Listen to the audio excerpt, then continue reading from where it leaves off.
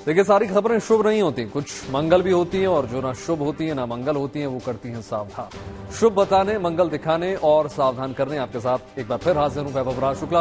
आज सबसे पहले हिजबुल्लाह पर हुए पेजर हमले की बात करेंगे। इसी साल सितंबर में लेबनान में अचानक एक के बाद एक पेजर और वॉकी टॉकी विस्फोट हुए। ईरान समर्थित आतंकवादी समूह हिजबुल्लाह के लगभग 40 लोग मारे गए और 3000 से ज्यादा लोग घायल हो गए।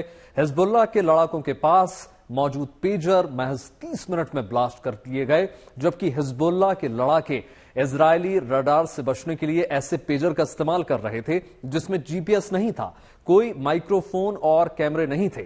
सितंबर में हुई इस घटना पर अब सबसे बड़ा खुलासा हुआ है। इजरायल के प्रधानमंत्री नेतन्याहू ने मान लिया है कि वो पेजर हमला उनके ही इशारे पर अंजाम दिया गया था।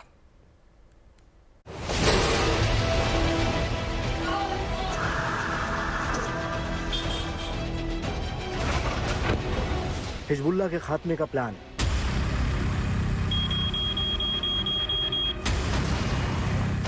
नेतन्याहू का गेम प्लान, पेजर और वॉकी टॉकी अटैक का खाका।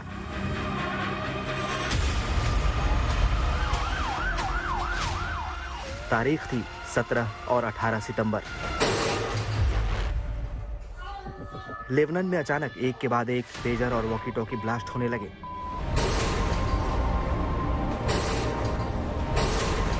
जो कल तक आतंक के सरगना बने बैठे थे, वो पलक झपकते ही ढेर होने लगे। ये कोई आम हमला नहीं था, बल्कि आतंक के खिलाफ इजराइल का अब तक का सबसे खतरनाक और खूंखार अटैक था।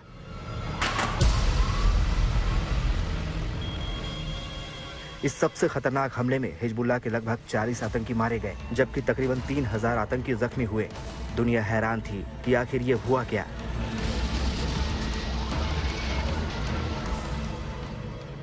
घटना बड़ी थी, सीरियल धमाके भी बेहद गहरी साजिश की तरफ इशारा कर रहे थे। शक की सुई सीधा इजराइल पर थी और अब पहली बार इजराइल के प्रधानमंत्री बेंजामिन नेतन्याहू ने इस सबसे घातक हमले पर सबसे बड़ा खुलासा किया है।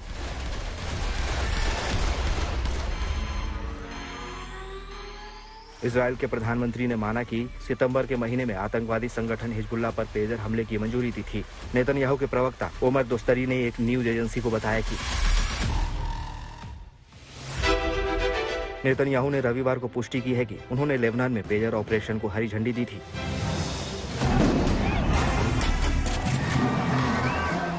ये हमला महज एक हमला नहीं था। हिजबुल्लाह लड़ाकों पर ये वो अटैक था जिसके स्क्रिप्ट महीनों पहले ही लिख दी गई थी।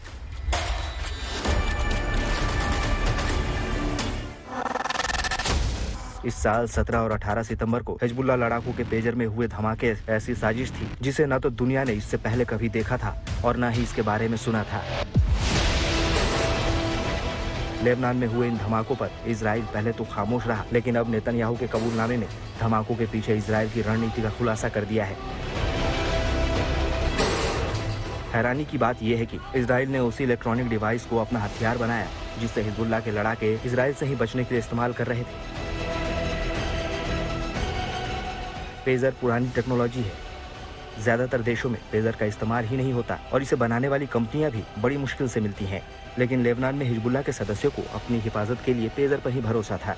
हिजबुल्लाह के सेक्रेटरी जनरल हसन नसरल्लाह ने फरवरी में अपने सदस्यों को मोबाइल न इस्तेमाल करने की हिदायत दी थी। हिजबुल्लाह को शक था कि मोबाइल के जरिए मोसाद हिजबुल्लाह के सदस्यों की लोकेशन ट्रेस कर सकता है और लोकेशन पर ड्रोन के जरिए अटैक कर हिजबुल्लाह सदस्यों को नुकसान पहुंचाया जा सकता है। हालांकि हुआ भी कुछ ऐसा ही। हिजबुल्लाह के आतंकियों की लोकेशन को ट्रेस करके उन्हीं की जेब में रखा हुआ उनके सबसे भरोसेमंद साथी को ही ब्लास्ट कर दिया गया।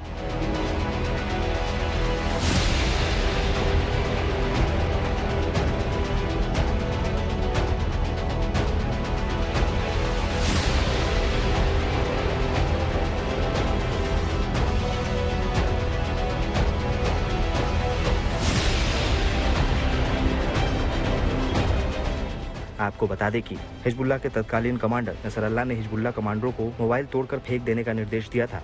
मोबाइल को छोड़ने के बाद हिजबुल्लाह ने अपने कम्युनिकेशन नेटवर्क के लिए 90 के दशक में आए पेजर को चुना। पेजर मोबाइल नेटवर्क की बजाय रेडियो फ्रिक्वेंसी पर चलते हैं। ऐसे में हिजबुल्लाह सोच रहा था कि पेजर की लोकेशन ट्रेस करना इजराइल के बस की बात नहीं है। लेकिन इजराइल को जब इस बात का पता चला तो उसने ऑपरेशन पेजर की बुनियाद रखने में देर नहीं की।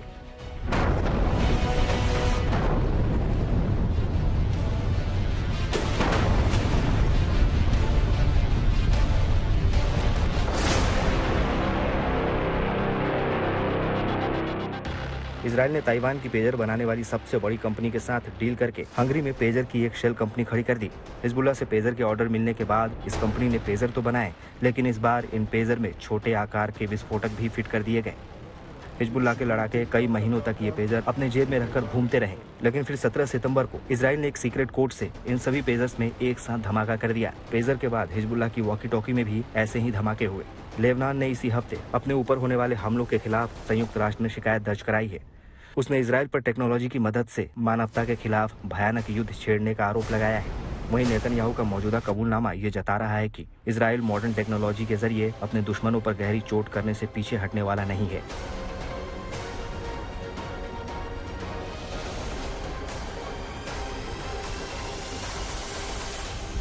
Bureau report, good news today. Shubh Mangal Saavdhan में अब एक शुभ खबर का वक्त है। डोनाल्ड ट्रंप एक बार फिर से अमेरिका के राष्ट्रपति बनने जा रहे हैं।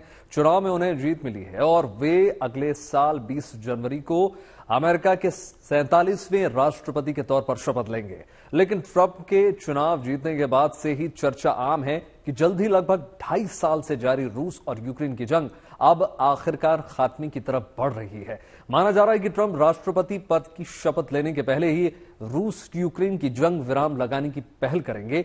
ये उम्मीद इसलिए भी जताई जा रही है क्योंकि अपने चुनावी कैंपेन के दौरान भी बार बार ट्रंप ने जंग रोकने का वादा किया और दावा दोनों ने किया।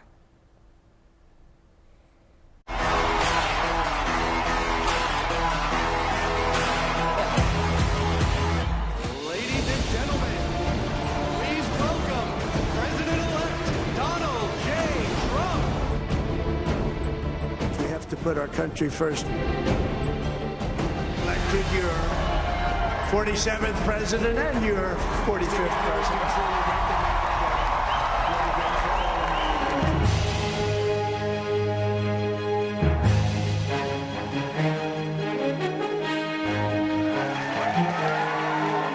अमेरिका में ट्रंप की वापसी के साथ ही दुनिया भर में हलचल दिखने लगी है। एक तरफ ट्रंप की वापसी हुई है तो दूसरी तरफ रूस और यूक्रेन के बीच जारी जंग के थमने के आसार भी दिखने लगे हैं।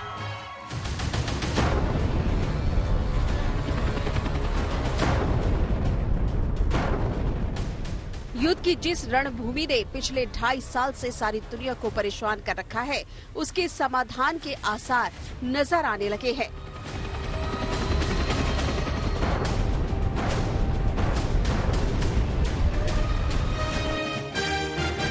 नवनिर्वाचित राष्ट्रपति डोनाल्ड ट्रंप ऐसे वक्त में अमेरिका की सत्ता का सिंहासन संभाले जा रहे हैं जब दुनिया के कई देश जंग की आग से झुलस रहे हैं। इनमें सबसे बड़ी अदावत पुतिन और जेलेंस्की के दरमियान है।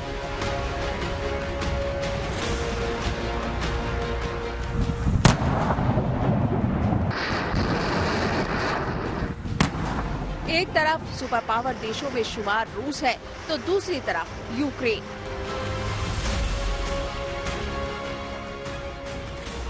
लेकिन अमेरिका में सत्ता बदलने से पूरी दुनिया में चर्चा आम है कि रूस और यूक्रेन के बीच 2.5 साल से जारी ये युद्ध अब थमने की कगार पर है। दरअसल इस दावे को हवा इसलिए भी मिल रही है क्योंकि अमेरिकी अखबार वॉशिंगटन पोस्ट की एक रिपोर्ट में दावा किया गया है कि पुतिन और ट्रंप के दरमियान फोन पर बातचीत हुई है। रिपोर्ट के मुताबिक ट्रंप ने रूस यूक्रेन जंग के समाधान को लेकर बात की। बातचीत में ट्रंप ने पुतिन को सलाह दी कि वो यूक्रेन में युद्ध को न भड़काए। ट्रंप ने उन्हें याद दिलाया कि यूरोप में बड़ी संख्या में अमेरिकी सैनिक भी मौजूद है, ऐसे में हालात बिगड़ सकते हैं। हालांकि वॉशिंगटन पोस्ट की इन रिपोर्ट्स को क्रेमलिन ने खारिज कर दिया है।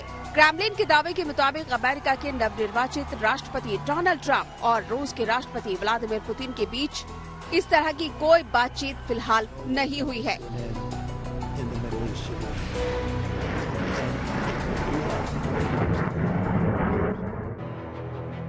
क्रेमलिन ने अपने बयान में कहा है कि पुतिन और ट्रंप के बीच फोन पर बातचीत की रिपोर्ट असत्य है। फोन पर कोई बातचीत नहीं हुई है। पुतिन की फिलहाल ट्रंप से बात करने की कोई विशेष योजना भी नहीं है।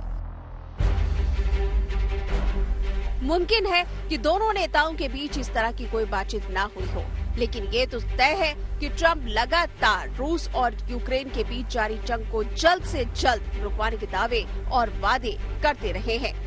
अमेरिका में चुनाव के नतीजे आने से पहले भी ट्रंप ने एक इंटरव्यू में दावा किया था कि अगर वो राष्ट्रपति होते तो रूस और यूक्रेन के बीच जंग होने ही नहीं देते।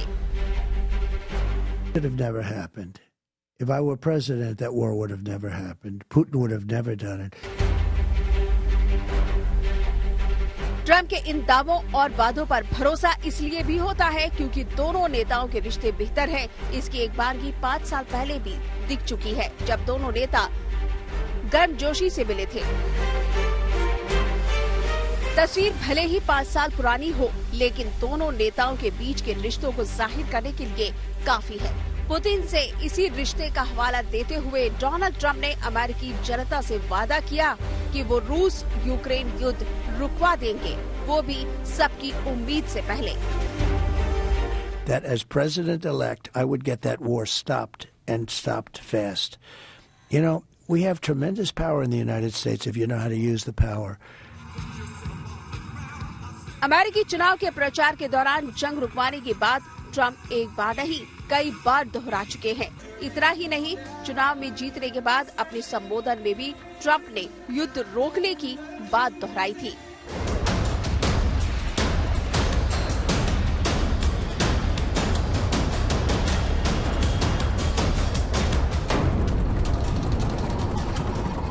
हालांकि ट्रंप के लिए ये युद्ध रुकवाना आसान नहीं है, क्योंकि ना तो जेलेंस्की हथियार डालने को तैयार है और ना ही पुतिन पीछे हटना चाहते हैं। ऐसे में ट्रंप के लिए युद्ध रुकवाना एक बड़ी चुनौती है। लेकिन ट्रंप अपने चुनाव प्रचार के दौरान कई बार रूस यूक्रेन जंग को रुकवाने का वादा और दावा कर चुके हैं। अब वो चुनाव भी जीत चुके हैं और 20 जनवरी 2025 को अमेरिका के 47वें राष्ट्रपति के रूप में शपथ भी ले लेंगे। तो दूसरी बार राष्ट्रपति पद की शपथ लेने से पहले युद्ध विराम की उम्मीदें बढ़ गई है।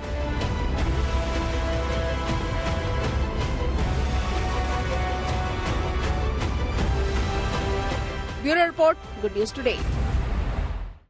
देखिए, अमेरिका में ट्रंप कार्ड चला तो इसका असर जो है ग्लोबल कूटनीति पर पड़ना तय है। ऐसे में माना जा रहा है कि अमेरिका में डोनाल्ड ट्रंप की ताजपोशी की वजह से अब वर्ल्ड ऑर्डर में कुछ बदलाव आ जाएंगे।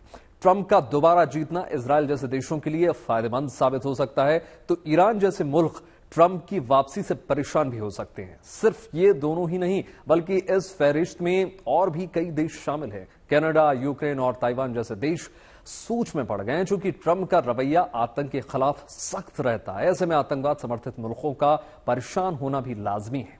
देखिए, ट्रंप का रुख चीन को लेकर सख्त है, नरम दोनों रहने वाले हैं, लेकिन ट्रंप ने ताइवान को यह कह दिया है कि मुफ्त में अमेरिका उसकी रक्षा नहीं करने वाला।